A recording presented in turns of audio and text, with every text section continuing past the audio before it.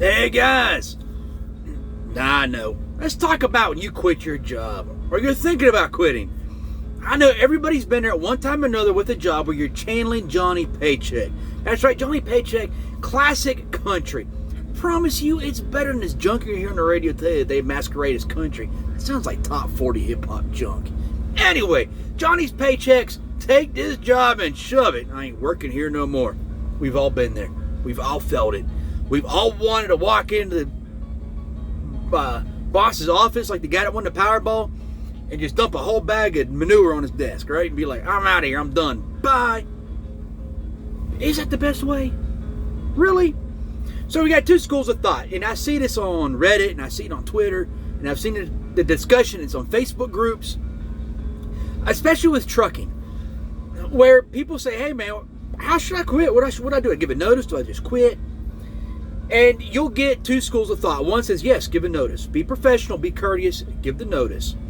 The other one is, why give them notice? They're not going to give you notice they're going to fire you. They're not going to give you notice if they're going to lay you off. They're just going to let you go. You're going to be on your own. Why give them the courtesy of a notice? So first off, I want to say, when you give a notice to an employer that you're leaving, it's not necessary. I don't view it as giving them a courtesy. As in I'm doing you a favor. I look at it as being professional. Yes, it is a professional courtesy. But it's also the golden rule. Do unto others as you want them to do to you. So you got somebody doing a job for you. You don't want them to just up and quit and disappear and leave you hanging. Now you got to figure out, man, what am I going to do? How am I going to finish this? How's this going to get done? You want a heads up that they're going to go so you can plan a way to cover it. To make sure the job gets finished. So, give the notice. It doesn't matter. They may say, hey, we don't need you. Thanks for the notice, but we don't need you. So then, if you were smart, you'd have a job lined up. That way you can call your prospective employer that you already got pre-hired with and say, hey, I gave my notice. My boss said he don't need me anymore. Can I start today? More often than not, they'll say, yeah, we can start. Yeah, you can start today. Or to say, nah, orientation doesn't start till Monday. We can have you at the next orientation. And you're good to go. Nothing lost. But you saved your reputation. You showed character. You know, sometimes we feel like showing character and doing that for somebody else that doesn't give it in return is not necessary. Or it shows weakness. It's not. It's strength. Strength is doing what's right. Even when you're going to get nothing in return. It's helping people when they can't help you back. It's, doing what's right regardless. And that's what a notice is. A notice is doing what's right regardless of what your employer's going to do or say. Now, some people just quit. They're like, I've had it. They don't care if they drive 100 miles out of the way to the nearest terminal. They don't care if they got a load in the trailer. They don't care if they're on the way to get a load. They don't care if it's even the right terminal to turn the equipment in at. They will just go there and turn it in and say, I quit. Bye. I'm gone. Well, now your boss could possibly end up having to pay a fine to the company that they're under contract with for a service failure on the load. Whether it's not going to get delivered on time, whether it's not going to get picked up on time, whether it got lost because now they don't know where the trailer's at because the tracking software doesn't work right, or you didn't tell anybody where you put it. You just took it to a yard and dropped it off and cleaned your stuff out and left the empty truck sitting there. Yeah, that stuff's happened. I've seen people clean the truck out of the truck stop. Come on, guys. Really. If you don't know this, there's a thing called a DAC report, right? Yeah, companies can submit information about you on DAC. Now, people complain, oh, they blackballed me, they put something bad on there. But did they? Or did you do it? See, if a company says, you got to turn in your equipment in City A, and you're like, screw that, City B's closer to my house, so you turn your equipment into City B, they got to relocate that equipment from City B to City A. You abandoned a truck where you weren't supposed to. Yes. So they can put on a DAC report that you abandoned a truck. See? Or they had a service failure, you quit on the load, or you abandoned the load. Now, the next company's going to look at that and be like, hey, what's up with this? Spur moment decision based off emotions. Emotions are stupid. Good decisions rarely come out of it. So be level-headed about it. Think about it. Give the professional courtesy. the professional character of giving a notice.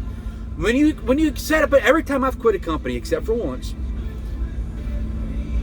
before I left and before I started my new job, I said, all right, look, we'll start this date. That allows me to give my current job a 2-week notice. Most companies will let me work out that notice. A couple are like, hey, yeah, we appreciate the notice, but there ain't no sense in you staying. You know, go on, good luck, whatever. Only one company that I quit spur of the moment. I came back to my load and I was like, screw this, I'm done. But these guys were shady, they were janky, they wouldn't fix nothing, they already killed one driver. I just wasn't doing it anymore. That was it, man. And that's not the best way to handle it, to be honest with you, but it's what I did at the time, and saved myself a lot of stress. Now, there's a lot of problems that you think you have, that are perceived issues or slights or problems with the company that you currently work with that are not really there. If you would just work up the chain of command. Sorry, military term, chain of command. In a civilian job, it's like going from manager to manager to manager. Your immediate manager, supervisor, to theirs, on up the company. To try to resolve an issue. Maybe you really hate the truck you're in, but there's other options for trucks that you like better. Work your way up, try to get another truck. Maybe they make you run a lane you hate running in, but it just keeps sending you there and sending you there and sending you there. And there's other lanes the company has that you really want to run, but they never send you to those lanes. Let it be known, I hate running Florida. Quit sending me down there. I like to run the Midwest. Let me run those runs. You know, work your way through the proper procedures and the chain to try to get into the lanes you like to run. Maybe they keep sending you to a customer and you absolutely just hate going there. For whatever reason, lay out the argument of why. The reasoning why. Not just, hey, I don't like it, quit sending me there. What the hell's wrong with you people? No, lay out the reason why. Rationally, politely, with courtesy and respect.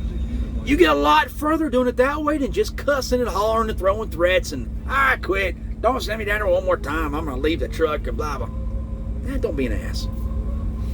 That's really what it is. So, and I'll say this.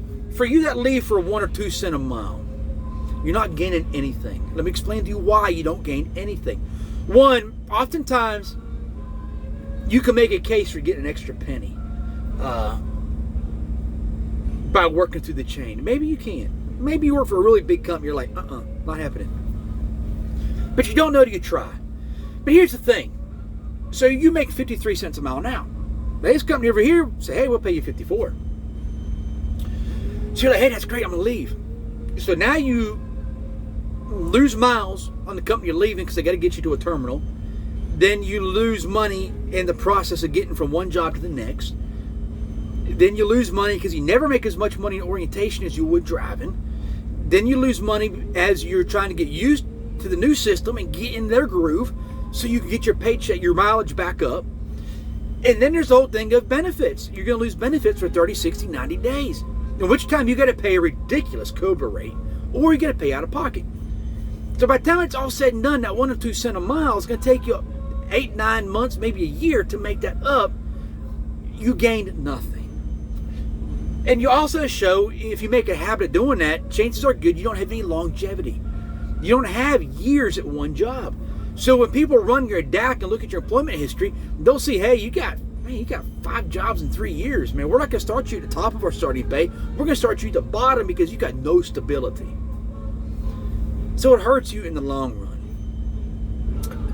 The longer you stay with the company, and the more you show yourself reliable, trustworthy, you're not tearing stuff up, not making customers mad, you can make stuff on time, the more likely that you're going to get better and longer runs or get busier. If you're not, look at yourself and ask why. Now, when you quit, don't just say, I quit, bye. Tell them why. See, drivers have this habit of when they leave, nobody can get in touch with them anymore. So they can't get honest exit interview. They don't know what the real reasons are for a driver leaving. So a company has 50 drivers that leave in a year. All right, small number, let's just say 50. In the course of 12 months, they got 50 guys leave. But they can only get 3 guys to honestly say why.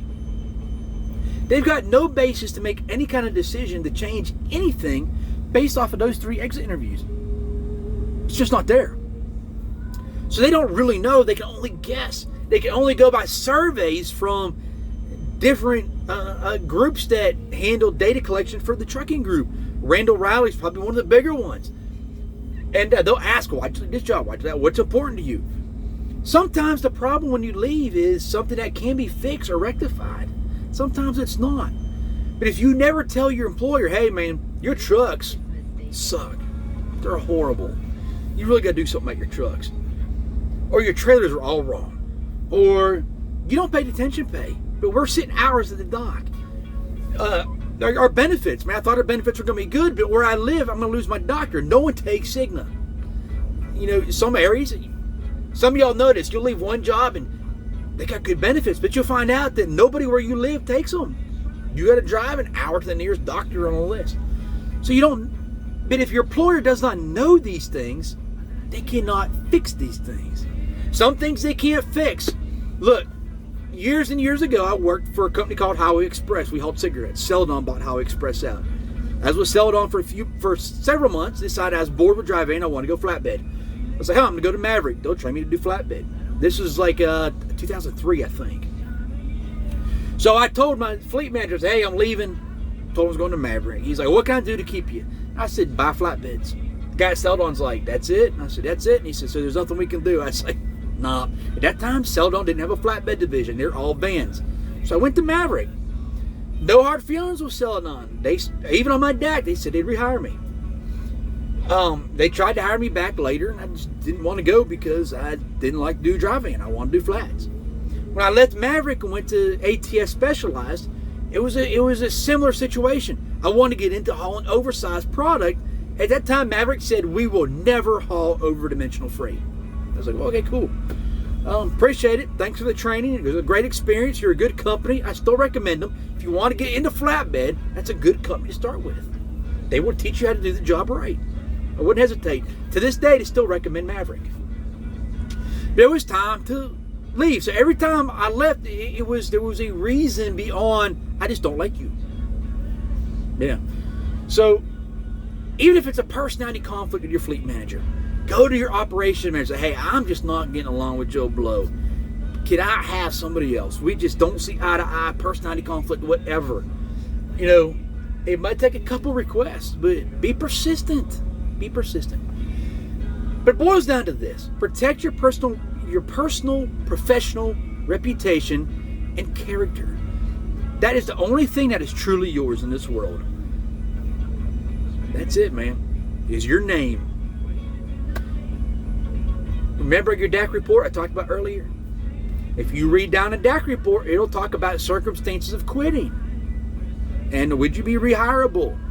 Ah, yeah, that'll get you right there too. You want to take off, drop of a hat, a company can say, no, we're not going to rehire them. That's a big red flag on your DAC. So guys, protect your reputation, protect your work history. Be professional regardless of what the other company's going to do. Just give a notice. It's not hard. It's really pretty simple. And with the holiday season, with a whole bunch of new jack wagons run all over the road, y'all, be safe.